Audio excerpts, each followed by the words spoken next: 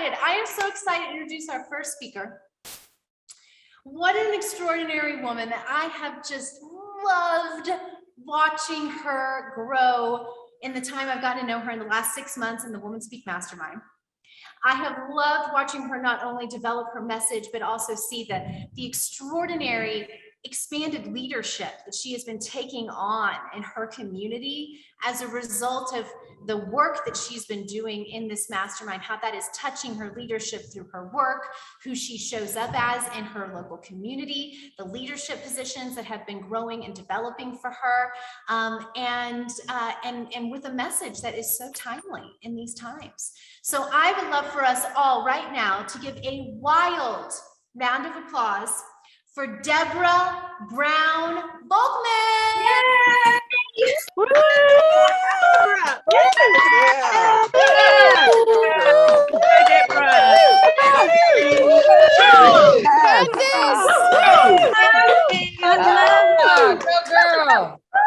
All right, everybody muted, and then Deborah, take what you need before you speak. Okay. And whenever you're ready, we're here. All right, I have to say that I feel the love, but I love you all more. I do, from the bottom of my heart. Okay, let's do it. I am Deborah Brown Volkman, and I am a career coach. I have more than 20 years experience helping people find new jobs, new careers, and overcoming challenges in the workplace. I am here today to share with you why staying true to your purpose is one of the most important things that you can do in your career. And by not doing so, you are doing one of the biggest disservices to your core. I am going to share with you my story. It has 2 wake-up moments and 1 happy ending. And as you listen to my story, ask yourself, was there a time in your career where you were not being true to yourself? I have discovered at a young age that I feel the most purposeful when I am doing work that I love. And my search for that feeling began in my 20s when I was right out of college and I got a marketing communications role at Citibank, a Fortune 500 company. The job was in New York City, so I was in the big city doing big city things. Every day I was learning, I was growing, I was meeting people. And when friends and family said, "Where do you work?" I said, "Citibank." And they said, "Wow." And the validation that I felt, it made me feel good about myself. I felt purposeful. But over time, that excitement faded. I remember it like it was yesterday. It was 10 o'clock, it was a Thursday night, and I was still at work. I got back to my desk after a long day of meetings. Finally, a break. I looked over at my phone and it was blinking. And I know what those blinks meant. There were voicemail messages. Red blinks, on and off, on and off. And with every bit of energy that I had left, I turned towards the phone and I began to listen. There were 26 voicemail messages, 26. Every one of those messages was from someone who said, "I need a reply immediately." And every day was like this. Then it hit me.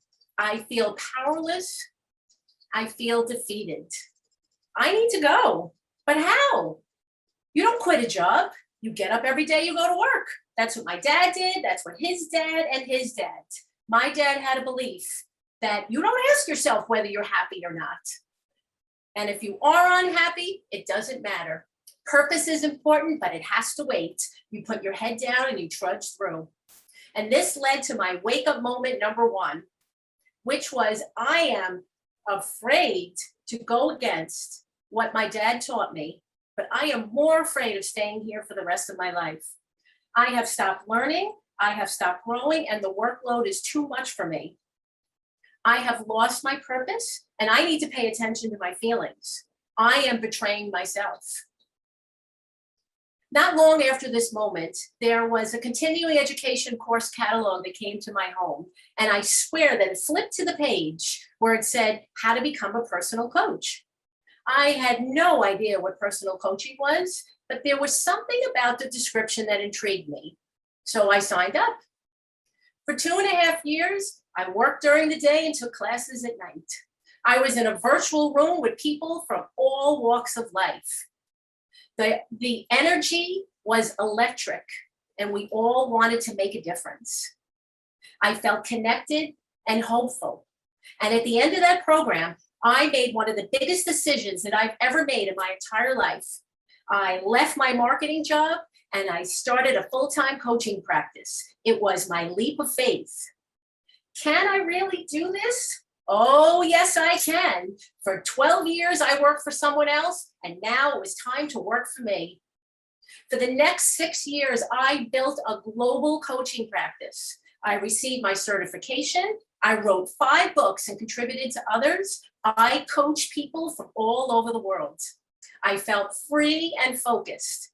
If I made a mistake, it was my mistake. If I had a win, it was my win. Full responsibility and full accountability. I felt purposeful. But then it all came to a halt. My husband, Brian, and I adopted the cutest little baby boy, Christopher, when he was 4 months old. Brian took a total of 11 days off from work, 7 to get Christopher, 4 home with the family, and then he went back to work. Brian was gone 13 hours every day. During a discussion I had with my sister-in-law, I said to her, "What do I do with Christopher all day?" And she said, "Play with him in front of the mirror."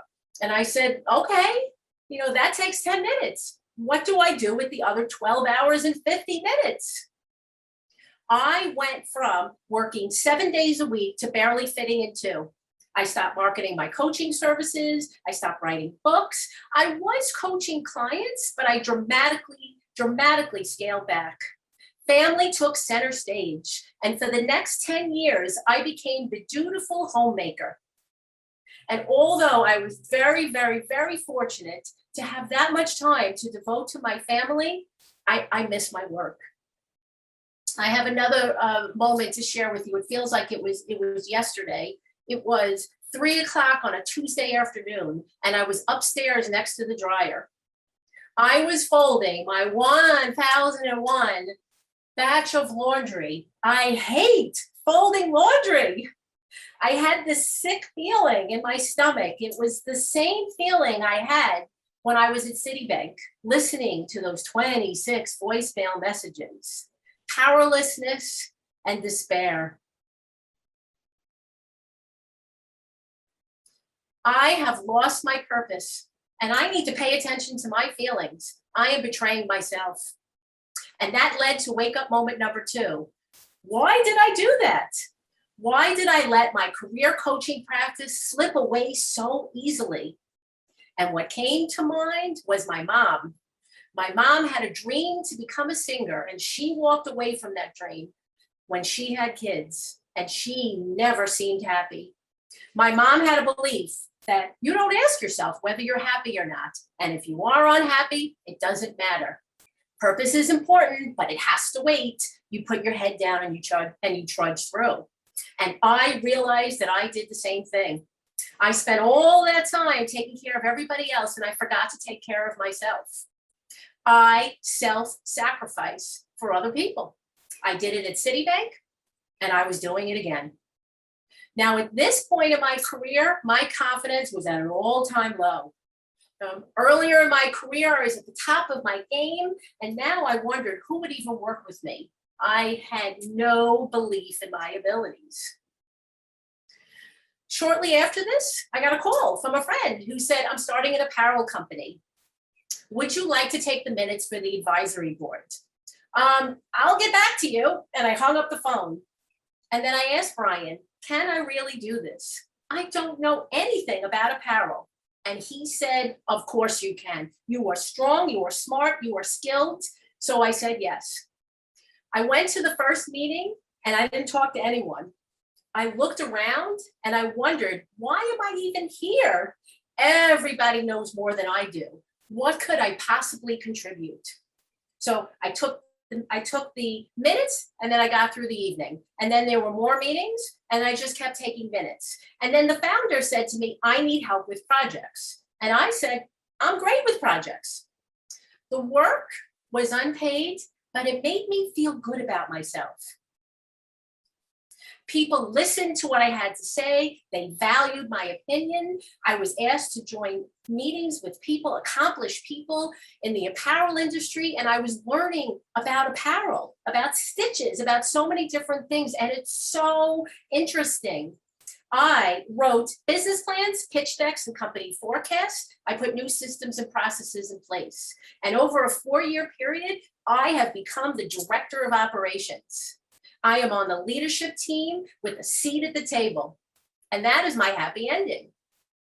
But wait, you may be saying to yourself, what happened to her coaching practice? I am still a coach. Whether I am coaching individual clients or I am building an apparel company, coaching is a skill set that comes with me no matter where I go. As long as I am doing work that I love, I am staying true to myself. So how do you stay true to you? How do you stay true to your purpose? I would like for you to keep these 4 things in mind. 1, sometimes purpose is on the forefront and sometimes it's on the back burner. And this is normal. Priorities change as your life changes. Number 2, don't give up and get back up. Just because your purpose is not center stage today doesn't mean that it can't be and it won't be tomorrow. Number 3, no matter what is going on around you, don't forget to take care of yourself. You are important too. And number 4, it's okay to be afraid. At every one of my wake-up moments, I was afraid. But there was something inside of me that said, if you want something different, you have to do something different. So I took action, and I'm glad that I did. I have some departing words for you. There is so much misconception out there about what purpose is. Purpose can be anything that you want it to be. Purpose can be winning a Nobel Peace Prize. Purpose can be saying something positive to your coworkers every day. Purpose can be learning the apparel industry. Purpose is not what it looks like on the outside, it's how it makes you feel on the inside. Thank you.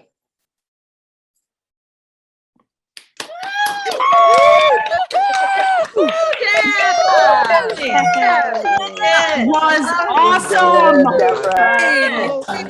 Yes, that was awesome.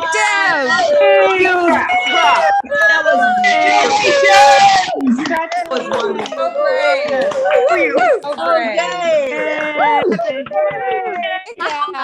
That was awesome.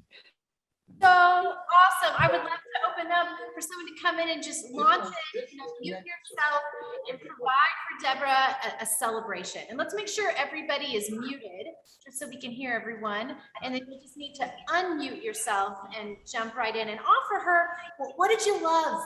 What did you love either about what she said or how she said it? What moved you? Deb, I am so friggin' proud of you. This woman is incredible. And to see your energy and to see you just totally embrace who you are and be you, I am, you did so good. And Thank you. Uh-oh, you've muted yourself. We couldn't whoops. hear anything you said. Sorry. No, just amazing. And I'm so proud of you and good for you. Kick ass. Well done. Jamie! I love you. Love you too. I love the chat on fire in here. You can also post in the chat, but who else would love to open up? Just unmute yourself, launch right in. I see Sherry. Deb, that was awesome. Your mannerisms, the way you used your hands, the way you brought us in.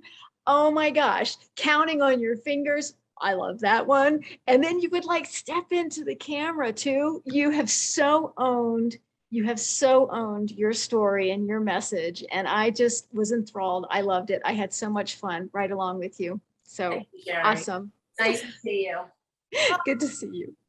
So gorgeous, Deb. I mean, Deborah, wow, your ownership, just your fullness in your body, in the way you're speaking. I just really want to celebrate how fully expressed you are through your body and how captivating you are, right? You're so captivating, and it's just awesome to be such a witness to you on this journey from where you started to where you are today. I am so thrilled for you of what you're owning in yourself, in your speaking, in the value of your message, the values of your story, and the message itself is just so profoundly inspiring. Really beautifully done. Really. Thank you, Casey. Casey, I could not have done this without you. You have changed my life. Thank you very much. So beautiful. Let's give her another huge round of applause. Yay. Yeah. Great job, That's Deborah. so fun. Great job, Deb.